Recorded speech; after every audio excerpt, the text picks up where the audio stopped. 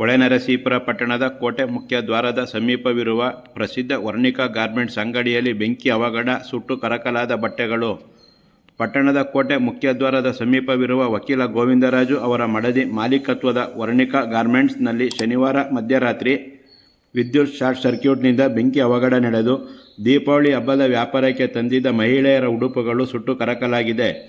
ಪಟ್ಟಣದ ಅಗ್ನಿಶಾಮಕ ಠಾಣೆಯ ಪ್ರಮುಖ ಅಗ್ನಿಶಾಮಕ ಸತ್ಯನಾರಾಯಣ ನೇತೃತ್ವದಲ್ಲಿ ಅಗ್ನಿಶಾಮಕರಾದ ಲಕ್ಷ್ಮೀಪತಿ, ಆನಂದ ಜೋಗಿ, ಬಸವರಾಜು, ರವಿ ಉರಳಿಗುಪ್ಪಿ ಅವರು ಹೆಚ್ಚಿನ ಬೆಂಕಿ ಅನಾಹುತ ನಡೆಯದಂತೆ ಕಾರ್ಯಾಚರಣೆ ನಡೆಸಿ ಬೆಂಕಿ ನಂದಿಸುವಲ್ಲಿ ಯಶಸ್ವಿಯಾಗಿದ್ದಾರೆ.